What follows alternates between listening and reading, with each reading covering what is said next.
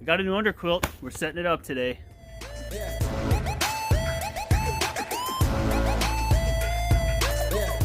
Welcome back, guys and gals. My name is Matt. This channel is all about hiking and backpacking. We talk a ton of hammock camping here. If any of that interests you guys, consider clicking on the subscribe button over there. Like I was saying at the start, we got a new underquilt we're going to be setting up today. So what I got here, this is my brand new 0 degree loftek hybrid synthetic underquilt from Outdoor Vitals. It's a 0 degree, so this is going to be a new winter rated underquilt I'm checking out. Super stoked for that. Obviously, we got to get it hooked up on the hammock first. First step that I always follow when I set up an underquilt, I lay my underquilt out in my hammock in the direction that it's going to go. So I don't actually know if that's how they design these, but what I'm going to go with is on this one, I'm going to go with the Outdoor Vitals logo being at the head end of my hammock. So we're going to go to the head end and we're going to start hooking this thing up. Up here at the head end of my hammock, what you'll notice coming off the end of most of your underquilts, you're going to have a whack of shock cord.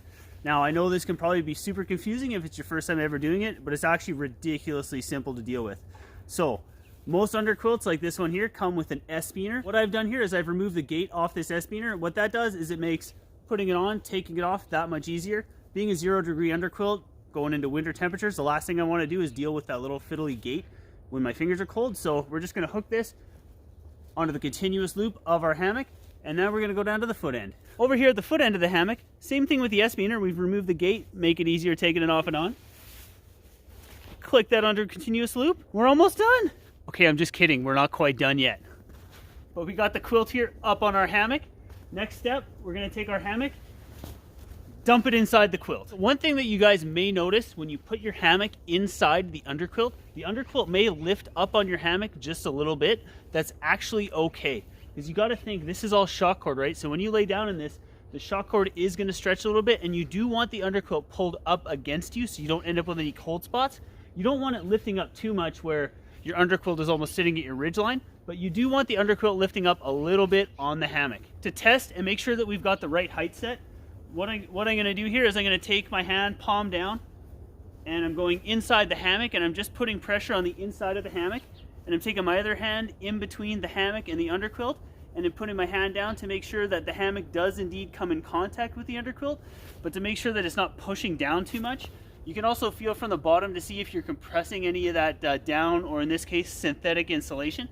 We're not compressing the insulation, so I'm pretty sure we're good on the height. If you do need to adjust the height on your underquilt a little bit and you want to lift it up, the easiest way that I know to do it, I'll show you what I do at the foot end here. So you may notice I've got a couple knots tied here at the foot end. What this does is this gives me the ability to raise or lower the height of the primary suspension. With the quilt now around the hammock, you'll see it kind of looks sloppy. We got baffles hanging off the ends here and whatnot.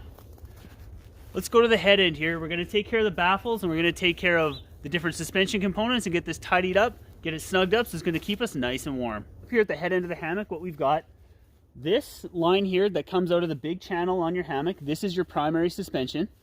This secondary line just below it is your secondary suspension. And then you've got a channel that will go all the way around with this little tiny shock cord here. This is your end baffle tubes. So what I'm going to do is I'm going to tuck this end baffle in. I'm going to fold it to the inside.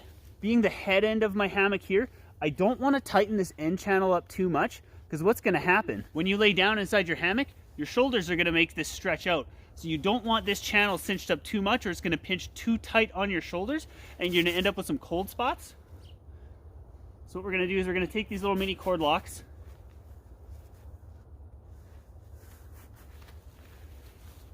and cinch those up just a little bit. Now we're going to go down to the foot end. Down here at the foot end, we got the same thing with that channel and the small cord lock. Going to close that up. Fold that baffle inside nicely. Now, the foot end you do want to close up a little more, because you got to think your feet are generally going to be a little more narrow than your shoulders. This gives you an idea here how that baffle seals nicely around the foot end of the hammock. We've got our baffles taken care of. We've got our primary suspension set. So our quilt is hanging at the right height on our hammock.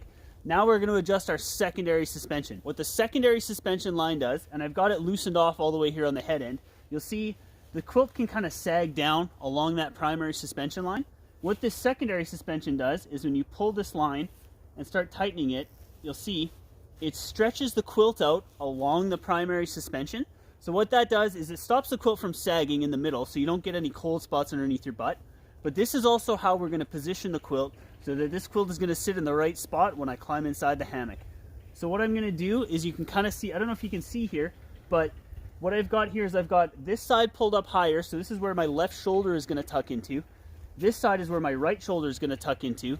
But you got to think, in this hammock it's a right lay, so I'm kicking myself off onto the diagonal. So I want this side pulled up a little bit higher on my left side so it wraps around my shoulder. And I'm going to go down to the foot end and I'm going to do the same thing on the right side so that when my feet go in, it's going to pull the quilt down a little bit farther so my feet stay covered. Just like I was saying, down here at the foot end, we're going to pull this secondary suspension line and stretch that quilt out a little bit. And we're going to pull that down to the foot end. Now we're going to climb inside, see how our adjustments worked out. Here we go, moment of truth.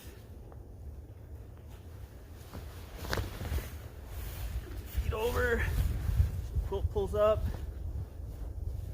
So you can see by adjusting that primary suspension, it pulls the quilt up, make sure it wraps nicely up around my shoulders.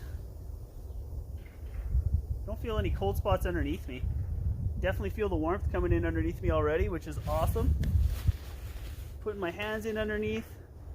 I don't feel any gaps underneath. The quilt feels like it's pulled up nicely up against me. Let's take the camera and put it up on the head end and the foot end, and we're going to check to make sure that those baffles are sealed off nicely, and we should be good to go. Hopefully you can see how that baffle wraps up and really seals around me. Like I was saying before, how a lot of people have issues by tightening up the head end too much. You can see how that really wraps around and stretches out. So you don't want to seal that head end baffle up too much, like I was saying. I don't feel any gaps up above me though. This feels like it's set pretty good. Now let's go check out the foot end. Hopefully you can see that baffle sealing up around my feet. My feet are nice and toasty. I definitely feel the warmth coming up in the back of my legs, underneath my heels. Awesome. Our new winter under quilt is set up and adjusted. We are ready to go. Thank you guys for joining me on this one. Hopefully you guys got something from it. If it helped you guys out, smash that thumbs up. Let me know in the comments down below. And if you guys have any questions at all, feel free to drop them. I would love to help you guys out if I can. As always, guys, I am Matty.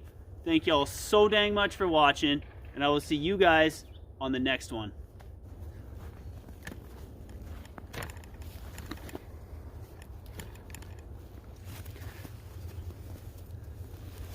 What that does is it makes removal and putting it on the foot end of the hammock. Same thing with the carabiner foot end.